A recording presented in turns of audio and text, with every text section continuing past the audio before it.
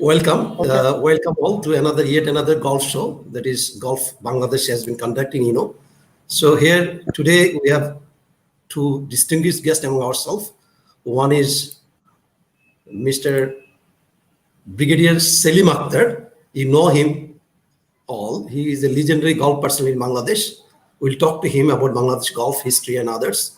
And next we have another personality from Myanmar based in Singapore. He was ex-director of Asian Tour. Welcome, Miss Toy. Well, Okay, so thank I'll you. start. Okay, I'll start with Mr. Brigadier Selim Akhtar, sir. Brigadier Selim Akhtar, sir. My first question to you: I have seen you for a long time. You work with almost all international golf forums like R&A, USGA, IGF, Asian Tour, PGTI, PGA, PGA. And also, I found that you had been engaged with a lot of golf activities of R&A, development activities. So my question to you is, whatever I personally went, based on that, my experience is that, especially in Europe, people know two persons from Bangladesh in golf. One is player Siddiqur Rahman, and another you as golf administrator. Why it is so? What you have done to Bangladesh golf for last 20 years that people still remember outside, especially also in Bangladesh? Can you share the history of Bangladesh golf for last 20 years, sir? Yeah, you have to bear with me then because the question I need to go back a little into history. Well, first thing is that when I was in Myanmar for about from 2000 to 2003, I got quite deeply involved and interested in all activities relating to golf.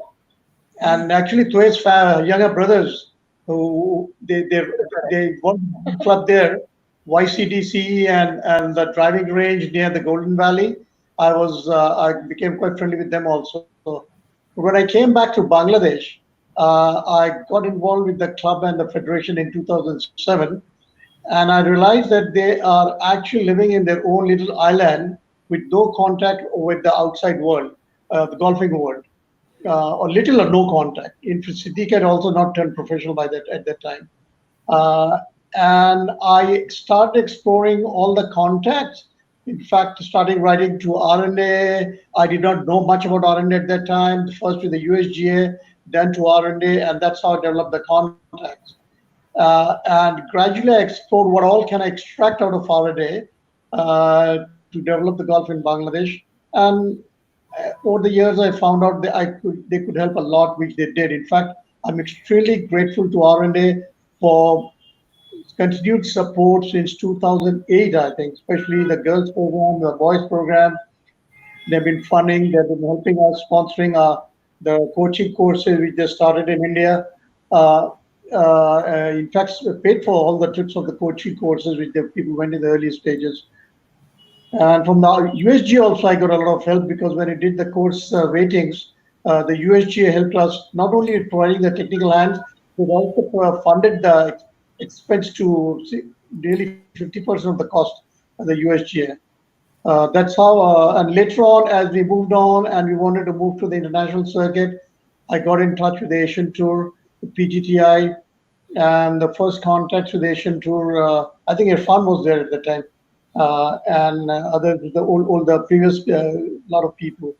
That's we got the Asian Tour and PGTI in. Okay, sir. I'll come back to you, sir. Stand by, please. Now, let me bring Ms. Toy. Ms. Toy, I know you for a long time. You have been in Asian Tour as Senior Director Development for quite a long time. So tell me something. You had been also involved in Bangladeshi first Asian Development Tour that took place in Kurmitula in 2010. Grameenphone, I think, so far I can remember, and that was sponsored by Grameenphone. So, Yeah, Grameenphone. Okay. Can you share us, Ms. Toye, about the moving of Asian Development Tour and Asian Tour to Bangladesh? What role did you play there? Okay, thank you for having me here. How we actually also started in Bangladesh was actually in Q School. And at Q School, I saw that in those 40 qualified professional players, there was a player from Bangladesh. And we didn't have any player from Bangladesh, or we didn't have any presence in Bangladesh. So I did go to Citicorp and I did ask, like, okay, how do I get in touch? Because I said there is a if there is a good enough player to come in to get an Asian Tour card, there must be a good golf course, and good federation. So that's when I started to contact, what Major General Salim said. Maybe he had contacted IRFM, because that's how most probably Siddhakar got into the Q school.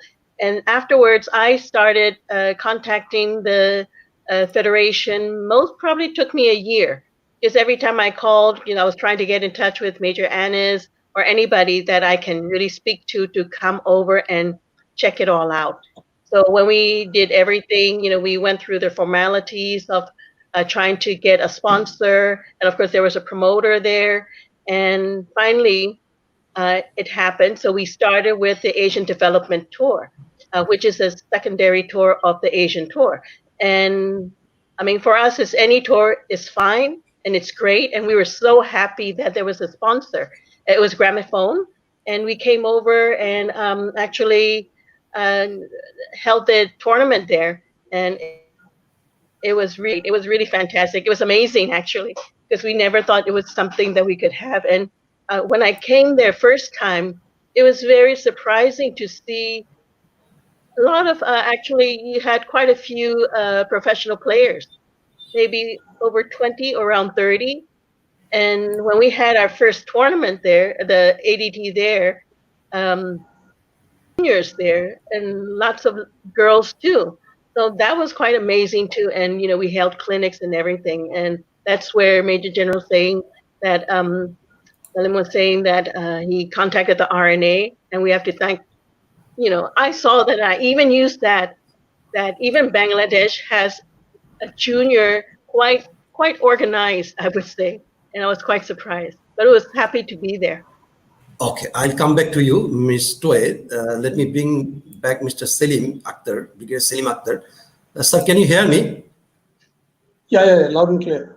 Okay, so my next question is to you. You have been working with R&A day and night, especially for their one program I know myself is Golf for Education. And also you brought many coaches from England, New Zealand, Australia. And also you brought a lot of equipment, maintenance equipment from them. And also you brought course architect, you brought maintenance staff, all this. I mean, you did a lot of things with R&A for the development of Bangladesh golf. Why I'm telling all this, informing all this to my audience is just to keep a record. People should know this history, so that in future people know exactly who did what. So you did a lot of development work alongside, seeking assistance from R&A. How could you do all this? And at present, we are not getting that kind of support, especially in terms of coaching, equipments, maintenance staff, etc. So how could you convince them, these R&A and outside international community, international platforms? All right. When I wanted to start in 2007 or 8, today I'm much more knowledgeable about golf and whether you call it coaching or course planning, making, or like right now I'm involved with actually planning a development of a new course in Bangladesh. Hopefully it'll come through, a new course around in Dhaka. So when I started it, I was also personally not so much knowledgeable, but I kept on self-studies and I contacted a lot of people outside. So I didn't know how to start. So first I did was to pick up the 10 best caddies from Coimbatore to start with. The first challenge was they had no education, class 3 or class 4 and class 5. And I had two commitments to R&A before they would fund me. Is my program would include nutrition support, because they're very poor people. They'll provide golfing support, all the expenses related to training and coaching. And third was to include a module for education. Over the years that I'll run, I will include education. The interesting thing was these 10 boys were all in about early 20s and 21, 22, 24, something like that. And with school education up to 3 and 4 or nothing, I had 3 separate modules. 3 times a week, I used to get teachers from Adami College, retired teachers, one for maths, one for English, one for Bangla. And I told those teachers, look, they are grown-up boys, they're adults. do not try to teach a school syllabus to them. I just want them, they should be able to communicate in simple English and simple Bangla. They should be able to write their own scorecards, embarkation cards at the airports. I don't want to fill up all their embarkation cards. You know, there was a challenge in those days when I took that. You have to fill up their cards also. With that objective, that education program continued for about, I think, 4 or 5 years. Once a month, they used to have tests. We used to monitor the test results. And when the R&D team came here, they were quite emotional to see. The old guy has died, is a professor from St. Andrews University. That these boys from the slums are they're able to write, they're able to talk in English. And the nutrition program was there to help them build up their health, and of course, a training program. The first coach I got was from New Zealand, Kevin Smith, I think, for 2 years. I got 2 or 3 years from the UK, John Little, and then another 2 or 3 years from Ian Smith from Germany, who was a British guy, but from Germany, and also from India. We took a lot of support. But you see, you need I was not a paid employee. I was doing absolutely on a voluntary basis. Nobody ever told me what to do, whom to contact, which way to go. I just charted out my own ways. I created my own requirements. I just visioned what I should do, and I kept, all through the evenings and my day or evenings, sending emails to all possible organizations, and one directed me to the other. That's why I kept on connecting to people.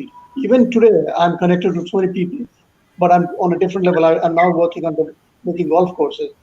So since I've stepped out of that position now, well, I hope they will continue. But you need somebody who can work without being told what to do and find his own way where to go. Okay, sir. I'll come back to you. Just stand by kindly. Now let me bring again Miss Toye. Miss Toye, can you hear me? Yes, I can hear you. Okay, let me put it in solo screen so that, okay.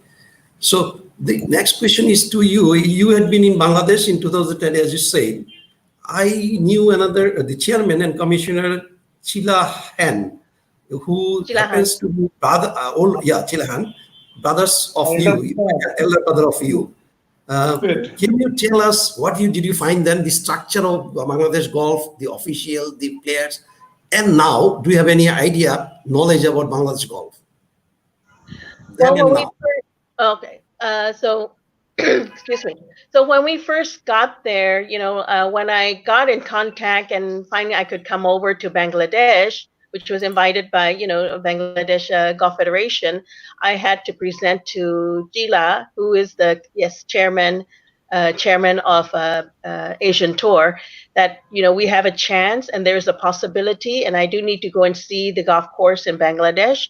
So he gave me permission. So I went together with Irfan during then. My first visit most probably was 2009 or 2010, and to check out the golf course, and also the facilities. That time, the Tula clubhouse was the old clubhouse. I don't know how the new one looks like now. I heard it was fantastic. So anyway, so we were allowed to go. We tried to come over. We come over there and try and get a course tournament happening. So I had to talk to the officials and everything to see what was available, what we can do, and even to start off with the ADT, it was fantastic just to have a presence. You know, a presence there in Bangladesh is great, because with the Asian tour, even though we have a little highlight or any kind of media press release, it is to show the world that there is a great golf course, there is professional golf in Bangladesh, and being there, it showcases what the country can offer, so it's also good for tourism and everything, so just Asian tour being there, even though it's with the Asian Development Tour, and I know now, I hear that there is the Asian Tour tournament in Bangladesh, and which is great, because we were trying to get an Asian Tour event, because it is much higher in price money. You get all the different golfers, different high level golfers there. So it all started, just from actually seeing a Bangladesh professional player at our qualifying school, which is before every year. every season. You have to go through a qualifying school. Okay, stand by, please. I'll come back to you. Now, let me bring Mr. Salim Akhtar, Brigadier Salim Akhtar. I think you can hear me, sir. My next query to you is, you had been, as you said, I also I know. can hear you. I want to Sir, go ahead. speak about the girls program. Okay, I'll let me add the question and then you add that part also, sir. That is, my next question is, you had been here, I mean, development of, you've been working, as you said. With Can you hear me now? I can hear you, sir. You add with that part that you want to talk about girls development also. How development also? How Asian Tour and Asian Development Tour came. Asian Tour and Asian Development Tour came. The decision to take an ADT and not a full tour at that point in time was the sponsorship money. We didn't have money. So the only thing we could find the Grameenphone to sponsor was to the level of ADT. That's the whole reason we started with ADT. Plus, we wanted an experience how to run a tournament, manage a tournament of that level. So I think that was a good stepping stone for us to move into the Asian Tour full later, where we found sponsors to fund the Asian Tour. I want to say a few words about the girls' golf in Bangladesh. When I started in 2007 and 8, Bangladesh really did not have a women's team. Actually, a few members' wives used to play, but they're too old to go to the international level of standard of the game. So I actually picked up 15 girls, right again from the slum. They were Katie's daughters. But by this time, I had gained some experience, so I said they have to be school going. I picked up school going girls with the same education condition that I will fund your, pay for your golfing training. I'll pay for your nutrition every day, but I'll pay for your education, your school fees. But if you drop out of the school, I will drop you. I made sure they continue to stay on the program and also pass to the high school. That was a great achievement because today, out of those 15 girls, 6 girls are playing for the national team and they do participate in a lot of regional championships like Sonia and a few others. So I think that's one thing gives me a great sense of achievement that these 6 girls from the slums, their lives have been able to change. They're in a different level of life today. Okay, sir. Nice to hear. Nice to hear. I come back to you. Now, let me fall back again to Mr. Can you hear me? Mr. Yes, I can hear you.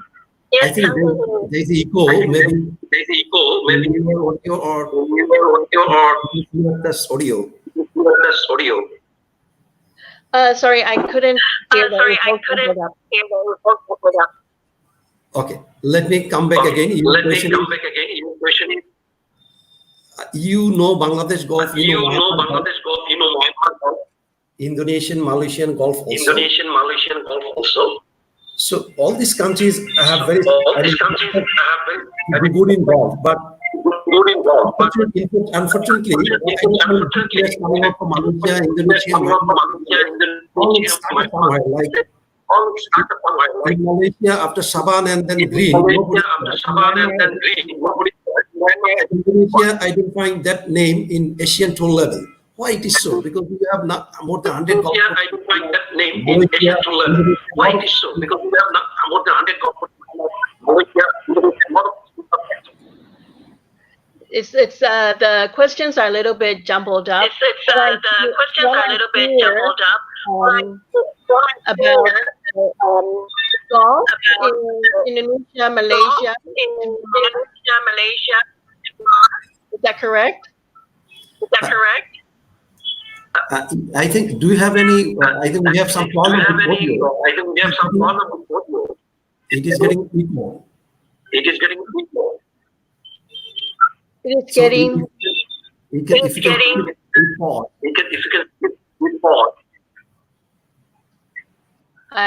Sorry, I didn't get the question. Question was why Myanmar, Indonesia, Malaysia? Why, sorry,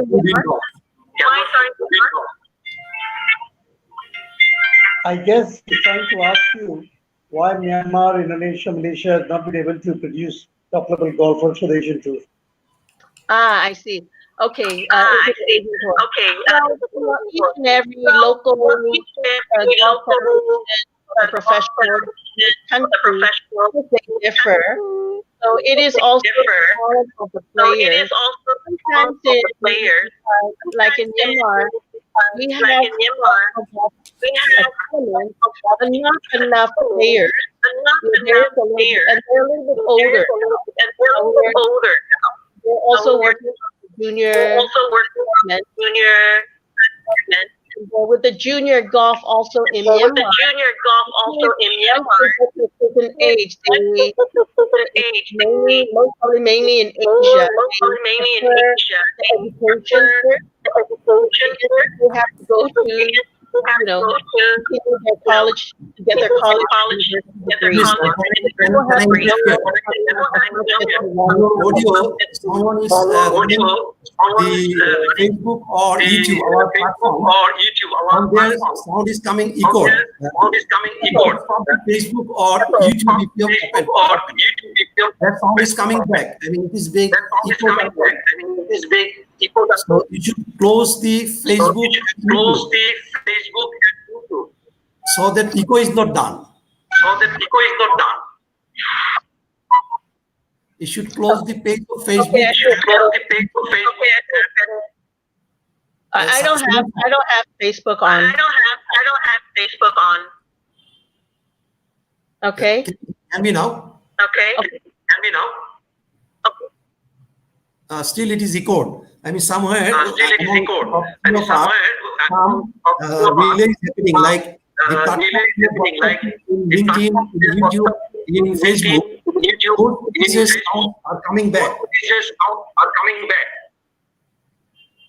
I've shut down all the other apps on my phone. Okay, sir. Okay, now can you hear me, Ms. Okay, now can you hear me, Ms. Chloe? Yeah, I can. Still spoken. Yeah, I can. So, as you were telling, please go ahead with the Indonesian golf. There's still a little bit of echo. There's still a little bit of echo. Okay, but so I talked a little bit about the Myanmar golf. Now, Indonesia golf, there's a lot of juniors in there. There's a lot of juniors in there. A lot of golfers coming out of Indonesia. Again, it's most probably even some of them when they get really good, they also qualify overseas. Please think of US or US or Europe. Yeah. Yeah, there's a lot of players, and I remember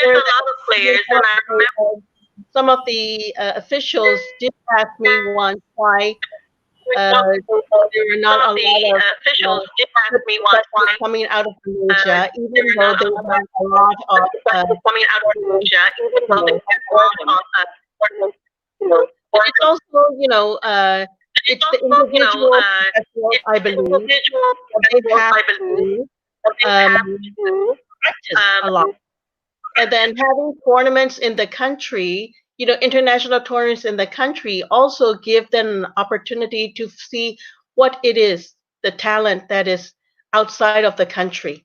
Because I think having international events in your country gives that opportunity, because they're coming to your doorstep. Like even if you have tournaments, and right now in Bangladesh, you have the Asian Tour coming in as well. It gives the players an opportunity to face the talents, to see the talents from that are outside, that's international, and at your doorstep. So you do save the money for that. And then once you come into the country, you get a certain allotment or spots for your local professionals. And it's just having more tournaments do help you, or getting played locally, having local tournaments within your country, for the professionals to play, because this is only when they can practice. It's like a practice or preparation, right? Because, even when if they want to go and play in the Asian Tour, you have to go to Q School. Now, Q School is tough. There's like 500 to 700 players from all over the world that is coming in to try and get this, maybe, I think, 60 or 40 cards, right? Asian Tour cards. So it's very tough. So you have to practice, and having more tournaments, developing the players. That's great. Not only practice when the tournament is just coming around. I believe that's how I believe it. Okay, I'll come back. Stand by, please. Let me bring Mr. Brigadier Selim Akhtar again. Sir, can you hear me, sir? Can you hear me, Selim Akhtar? Can you hear me, Selim Akhtar? Loud and clear. Okay, sir. So I think there is this. Okay, sir. So I think there is this there in your audio. Your audio. I've shut down all the other your audio. So what I'm speaking is getting echoed by your laptop. What I'm speaking is getting echoed by your laptop speaker or laptop is closed. All other apps on the phone is closed.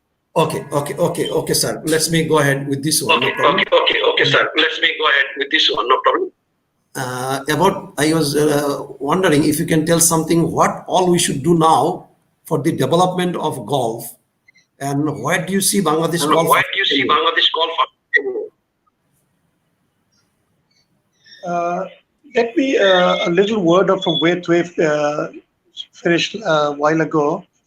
The Q School on the Asian Tour has become highly competitive now, what it was 10 years ago when Siddiq and others went, because you find most of the European players who are not making it to the European Tour card are coming to the Asian Tour Q School. So you look at the Q School list of Asian Tour, probably 60-70% are Europeans there now. So the level of competition has become extremely high. The problem with the players in countries like such as Myanmar or Bangladesh, any amount of practice on your own will not help. Golf has become highly technical. You need players to be put under proper coach not for 10 weeks or 12 weeks, for a year or 2 years.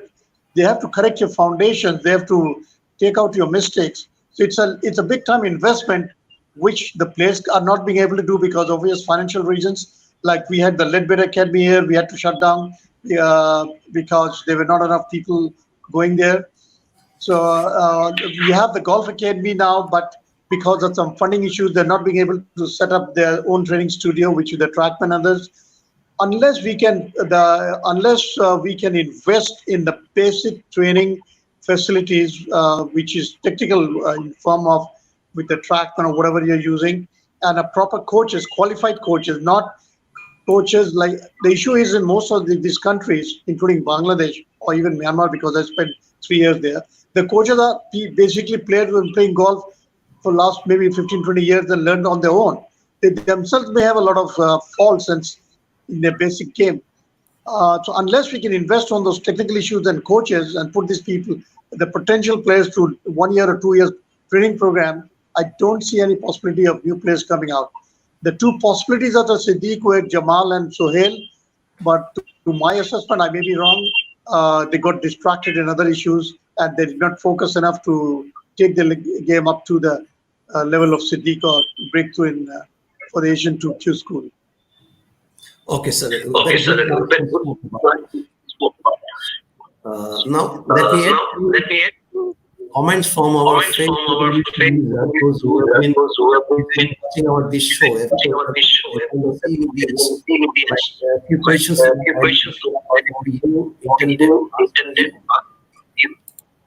Okay, somebody named Jogomundu asked what is the future of, can you see in this? Yes, tell about the future of Bangladesh golf, why Siddiq is not coming, why golf is in the army. It's a good question because some of the potential players have joined army obviously for their financial benefits. They have a secured job, they have secured monthly income. The problem of people who are turning pro in Bangladesh is unless they need a source of income. For a pro, every money that he spends on training or practice or for the competition is from his pocket. It's like launching yourself for a small business and you're investing, and if you're not getting the return, you will die, you will not survive. That's the whole issue about being a pro in golf. And Bangladesh still has not developed to a level where they can provide many opportunities to them. Golf as an industry is far, far away to develop. the PPGA that we created is only about maybe 5-7 years old or 8 years old. And again, because of the COVID-19, that there are no tournaments.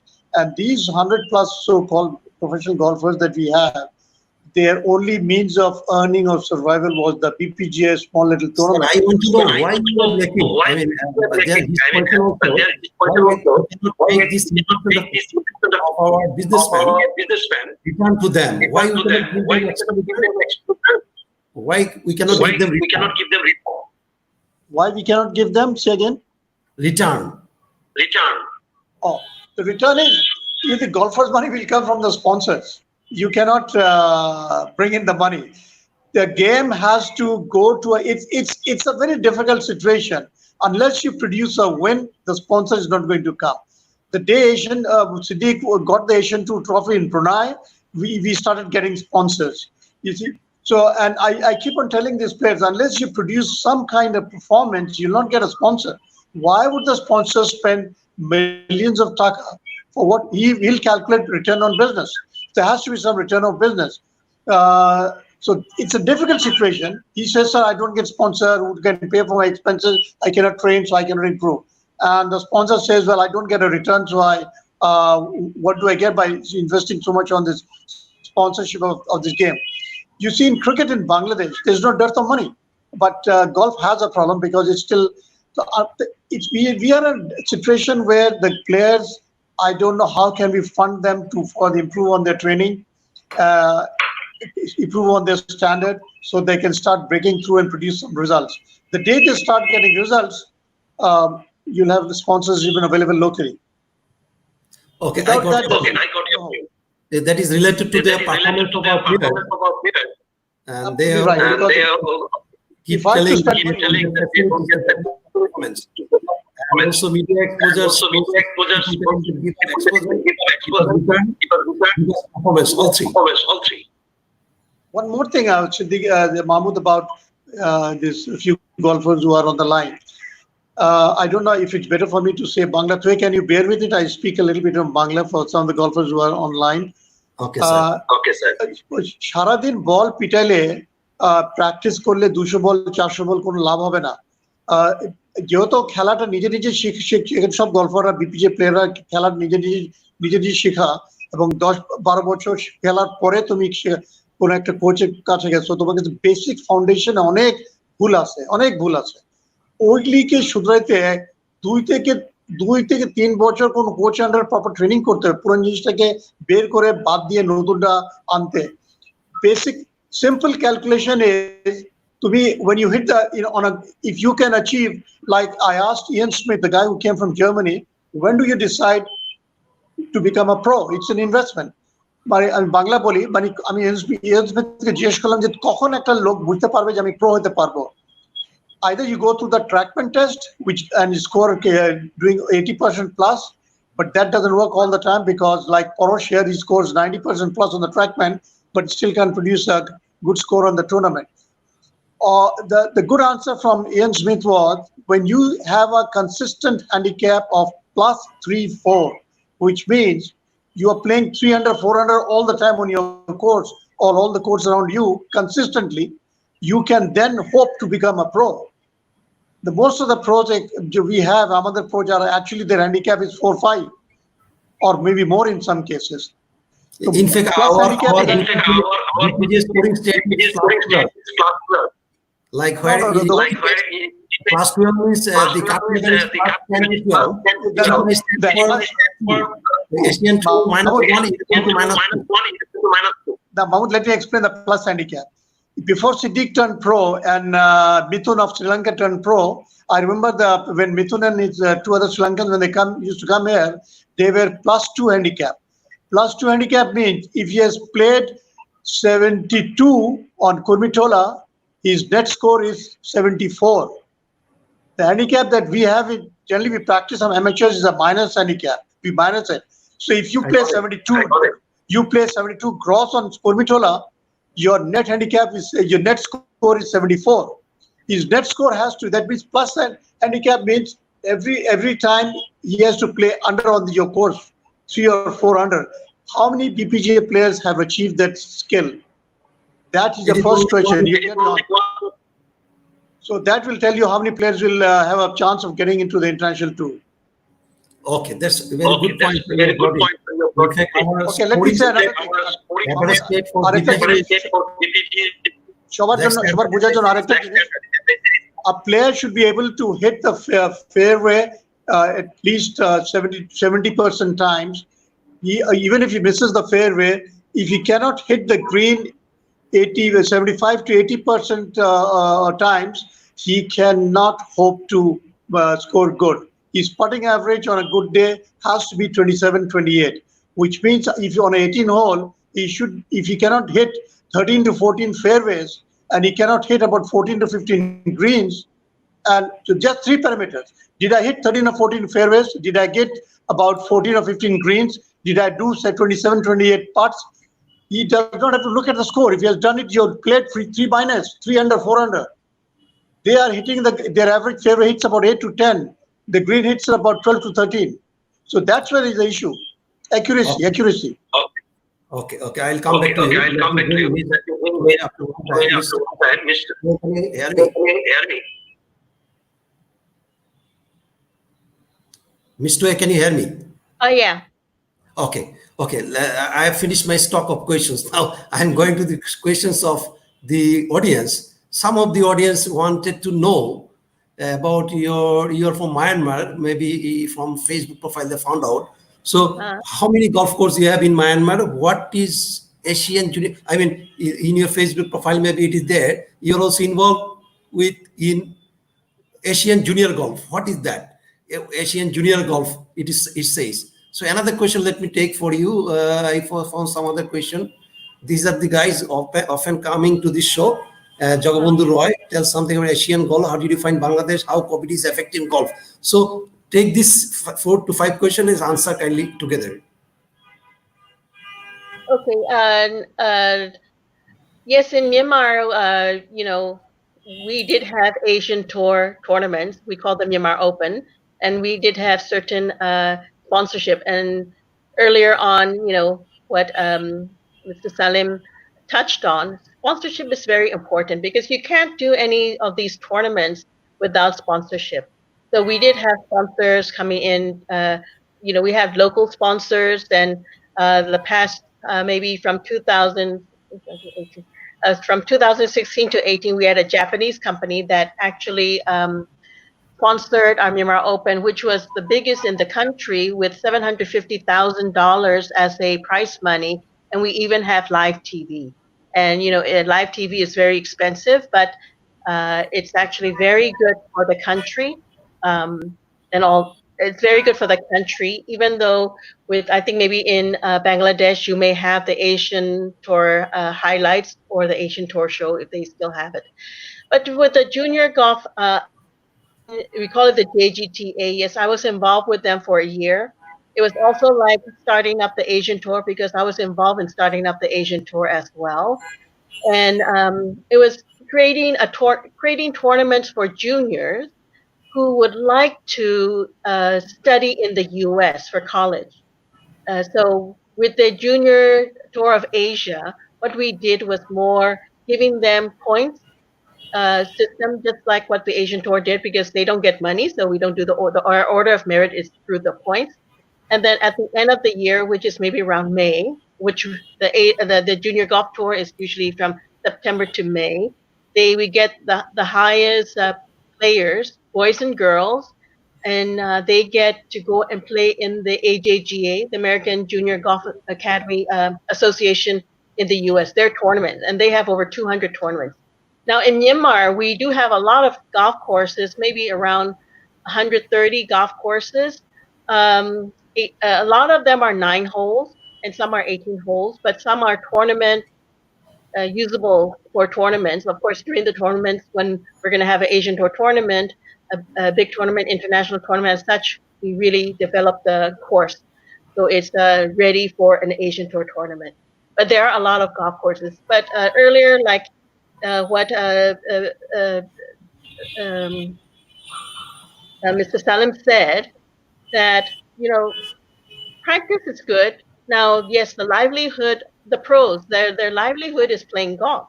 Now, if you don't have enough golf tournaments that is going to pay for the livelihood, everybody has family, they will go and do other stuff because, like, especially now in COVID, all the tournaments are canceled or postponed, so they do need to make a living. So they will go into different types of work that they can do to support the livelihood and the family. But Okay, let me add here, Mr. Toe, you had been uh-huh. an expert, I must say that you had been an expert administrator for Asian Tour and also Myanmar Golf and many other golf, junior golf, Asian junior golf, as I know. So Uh-huh. how did you convince, what is the method or way of convincing sponsor, how you used to do or you used to market or you used to convince the sponsor to come in and invest here in golf, sponsor a tournament like this, a $10 million, $1 million, or as you said, Myanmar Golf has got a sponsor of 750. What is that? I forgot. Yeah, you say 7.5. Seven, 750. So that's only the prize money. So to How convince, did you convince them? Why yeah, they so came? right. I mean, there's different uh, things that sponsors do look at. Number one is if there's an international sponsor, they want to do something in the country, maybe a business. So the let's say Myanmar, like they want to do a big tournament, or in any country, they want to have the publicity, the brand awareness, and on top of that, also they see that they're helping the country. In helping the country, let's say it can be in their helping the country like sports, right? The sports industry. Another thing is the government, what the government wants or looks, because having an international tournament do give you an exposure to the world and shows that in let's say with Asian Tour on the television side, they don't only just show the golf tournament, they show what's in the city, what's there to go and visit, what about the country. So there's a little bit teasers about that, or different the cultures of the country. So it's a bit of a tourism part as well. Like in Brunei, we did quite a lot of different things. With the tour, yes, the TV will show the golf definitely, but also we do different little things like maybe tasting the local food, going to different areas. We used to go to the proboscis monkey area, just a lot of different things, and we bring in a lot of media. So this gives an exposure to the country. Now, if so, that's one of the things the sponsors look at also. It's their brand awareness. They want to be also shown to be involved with a premier international event. And it shows if you're involved with a premier international event, your branding, it's a premier event. So that's how, we propose to some of the sponsors to see how they can get involved, because it's the exposure that they get. It's just not, putting up banners or, getting their logo on. It's just, there's a bigger picture to this whole thing. Okay, you had been telling about international sponsors, so far I understood. But what's about local one, like Myanmar? Why they're getting so much big amount of money for a sponsor to sponsor a tournament? So locally, what should you do? So anyway, the latest one, we had, which was a big sponsor. Way in the earlier days, we had the Rothmans. It was a cigarette company, but then in the international law, you could not use cigarette logos or any cigarette visual arts, right, onto the things onto the tournament. So there was a way that we can work on that. So Rothmans came in. That's an international company. Then we went with the Myanmar local companies where there was like Airbegan. There was like Airbegan was the airline that I put in. So it doesn't mean that to be a main sponsor, yes, you have to have one big chunk of money. Now, but there are other ways where you can pool in the money and you might have to share. The let's say it will be the Bangladesh Open, for example. Then you can have sponsors that are more we call it like, we won't call main sponsor because main sponsor is a big one. It can be a presenting sponsor if you want your logo to be on its own, or you can have different sponsors that are smaller, but then you can pool that to make up, what Okay, the I got your point. That's very good points. If you go very nitty, I mean, very details point you Yeah. have been telling. Very good point, Miss Toy. I'll come back to you. Let me Sure. bring back Miss Selim, Mr. Selim Akhtar, Brigadier Selim Akhtar, sir, again. Can you hear me, sir, Brigadier Selim Akhtar? Yes, I can hear you. Okay, sir. Yes. I take the question from the screen. There was a question for you, Mr. Ataul Goni Galib asked for Mr. Selim Akhtar. My question is for what business should do. I think you answered this. Why no Siddiqui, no player is growing? Why our score is 12 over? I think he meant BPGA score that I talked. So why our score is 12 over? I mean, our cut level is 12 over, and why no new player is growing? What businessman should do? As Ms. Toy also was telling, it's for international golf tournament in Bangladesh also. Once we find open, people are jumping into sponsor that. But local BPGA tournament for the pros, based on which they will grow, nobody is coming to sponsor that. So what all we should do for that? As I said earlier, I know a little bit about Myanmar also because I spent 3 years going around. In fact, in year 2000, when the cricket company 555 was doing it at Yangon Golf Club, one of the oldest golf clubs in the region, I was walking behind watching the players play. I've seen the tournament in a few other golf courses also in Myanmar. The private one, I'm forgetting the name of one, the best one you have in Myanmar. Anyway, the problem is it's a difficult situation. You need regular game where they can continue and practice. They must produce results. When the sponsors come and see, well, I get no mileage out of it. I mean, there's no benefit. Compared to Bangladesh, golf is much more popular even at the remote areas.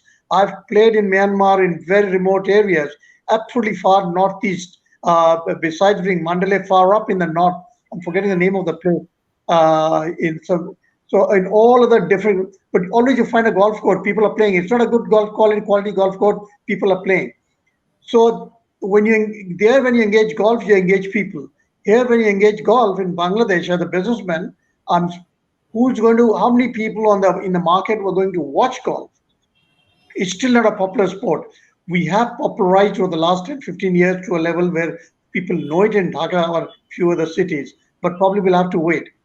But the issue of why the players are not coming up, as I said, after Siddiq, we should have had Jamal or Sohail at least breaking through into the Asian circuit.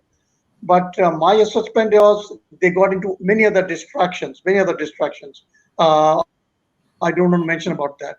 What about the other players?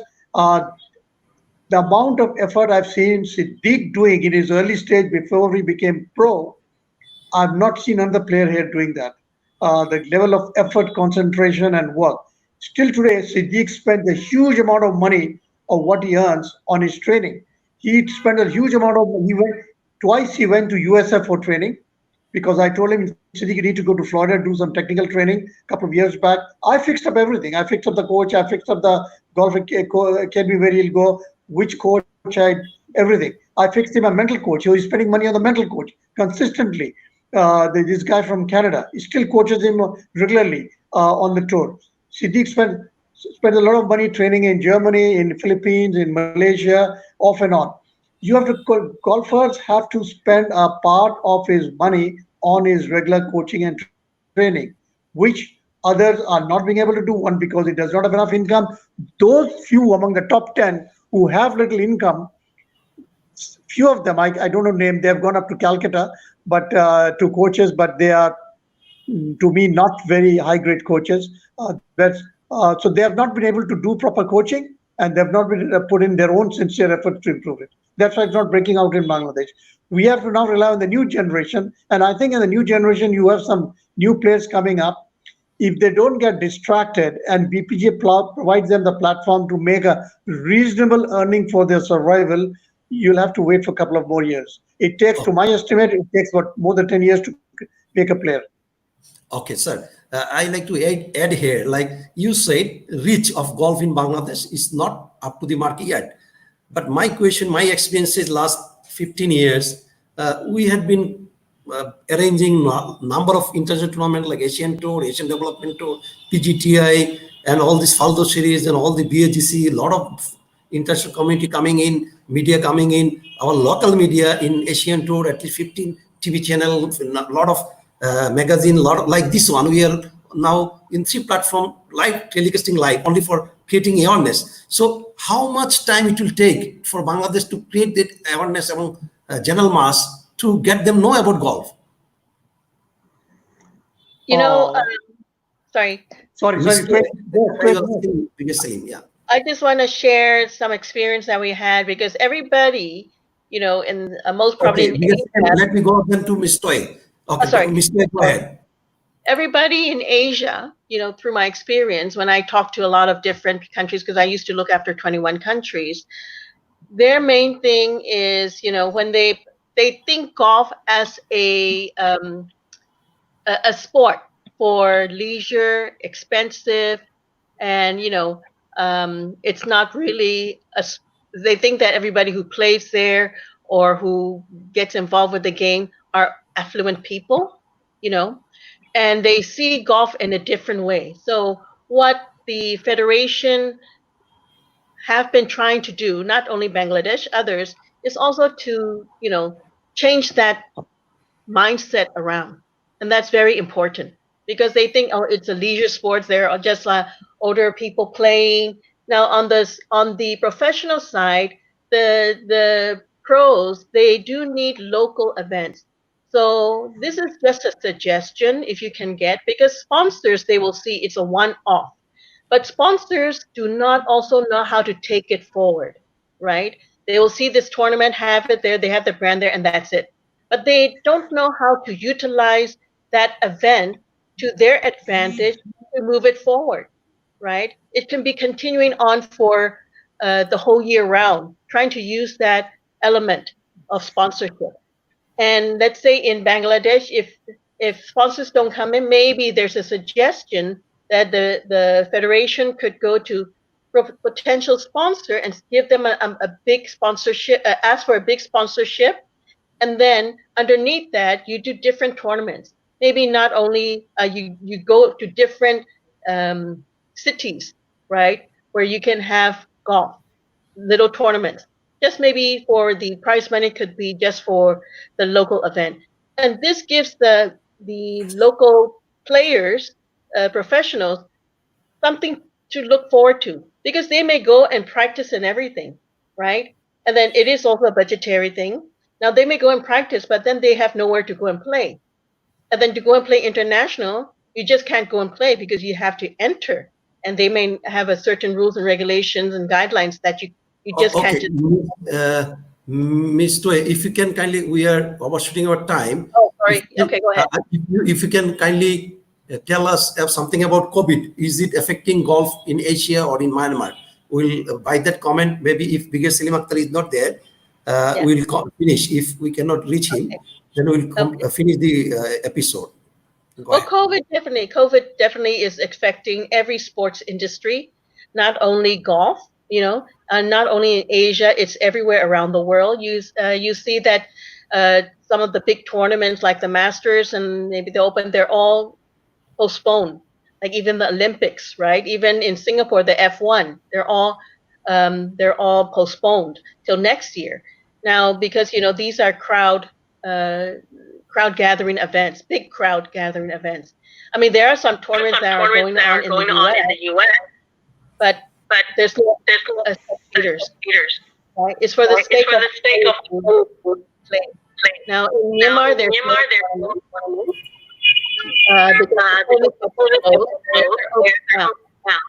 but the business are just and I'm sure in a lot of places as well. So COVID definitely has affected all sports and all these sports. Thank you very much. Please stand by. Lastly, for last time, let me can you hear me? Yes. Okay. So as we are this Toy, that last 15 years, lot of tournaments, Paldo Series, Asian Development, BHC, lot of international tournaments, lot of media coverage, especially for Asian Tour. So why we cannot capitalize on this media and make it more, it would make fun.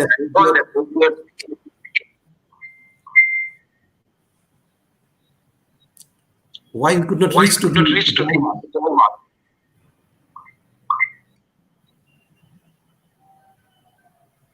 Can you hear me? Yeah, okay. If I understood you, why we are not improving, reaching the level that you want in golf, is that correct? Yes. For Bangladesh, the first thing is you still do not have we do have certified coaches in the Golf Academy now, but then you still do not have, even its Golf Academy does not have a training studio. The golf is extremely technical now. It's turned into physics, science now. Now you need a training studio with equipment like TrackMan, with high-speed cameras and swing analysis softwares and a few other things like that. Unless you can break up a person's game into different components, maybe he's turning too much, his weight shift is not correct, his swing is imperfect, his club head speed is not good enough, he's opening up his face. You break up those small components, and unless you do all that, you cannot improve the game. It's very easy. I mean, if you compare to a developed country, especially where the golf is gone up to very high level in Europe or the US, you can find it probably in every mall, training center on commercial basis where you could go and spend a half an hour, 1 hour and train, or go to a practice range and do under a coach and all these things. It's not a single facility available in Bangladesh. Ledbetter Academy was one which had started, but because of the cost, it did not pick up, so they had to shut it down also. Unless you can provide them the technical coaching from a good coach over the years, the basic foundations are not coming up. Simple parameters. I mean, why you golfers are, to me, golf today is a pure mathematical model. I tell people when golfers talk to me, you've got a 450 par 4. If you cannot drive 300 yards or close to 300, if you drive about 300, you're left with 150, which means you're hitting a 7-iron or an 8-iron probably. You can hold the ball on the green. But if you are doing only 270, and then you have to take a second shot with a 5-wood, you'll never hit the green, even if you hit the green. So that is the issue, because they're driving this. These are certain parameters. Markers will tell you whether they can come up to a level or they cannot. Hitting 300 simply doesn't mean that you are very powerful. It just means the second shot has become with a short iron, at which you can spin it, control it, and put it on the green. Then the next question to ask is, he will know himself, the local golfer, can he hit the green 14, 15 times on every 18-hole round? He cannot. He's barely doing 10, 11. Can he finish on average 18-hole course round in about 28, 29 putts, or in worst case, but below 30 putts? He cannot do it. How can he improve his game? How can he expect a good score? The day he can achieve this, 14, 15 greens and 28 putts, he doesn't have to look at a score. He's playing 400. His accuracy, his technique, his swing, a lot of faults are there in the game. He keeps on just hitting the ball. Sir, got your point. But who will look up this? We have been talking about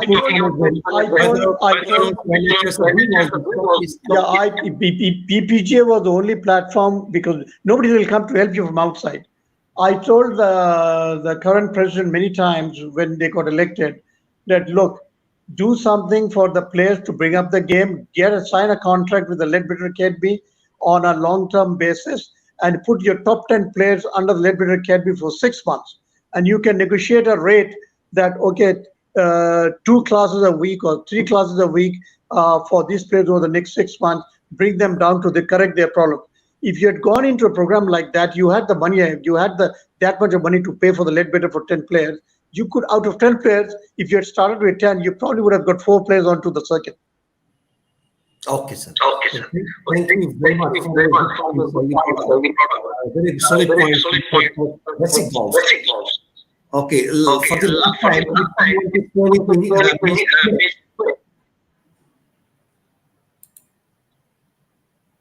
If you want to add anything, Mr.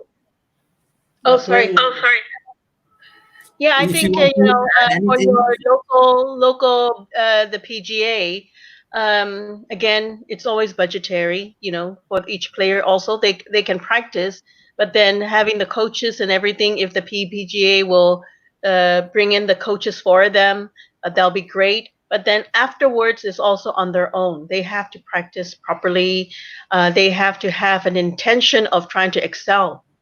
Right? It is a game that really you need to focus on. But of course, there's a lot of distractions nowadays, and it's hard for the player to excel. But in other words, also the PGA, even you have tried to get them all this learning facilities or skills or everything for them to practice on. You do need to have tournaments because you can practice as much as you can, but you need to show that in the tournaments, you have even the local tournaments, try and get sponsors from them, show them that, there's a lot more, they are trying to get the top players in the national team to go and compete overseas. You might have it, and golf is in the Olympics anyway. So, those are the way you have to try and propose the sponsors. Then you can get little local tournaments so that as much as they practice, they need to go and play. They need to play in a competitive world because that's very important. Or else, and on top of, and then the next level is play internationally, because you can play amongst yourself, but you already know each other. So play internationally. Okay. Or support them in some way. I'm not sure. Okay, Mr. A. Last time for the biggest Selim Akhtar, if you want to add, say again. if you want to add anything. No, thank you very much. Thank you very much for having me there. And I'm on voluntary basis, I can still help if people want help or in some ways. But as I mentioned, my last comment was PPGA as an organization could have helped taken the top of the 10 top players and could have invested on them with a Leadbetter Academy, but that's gone now.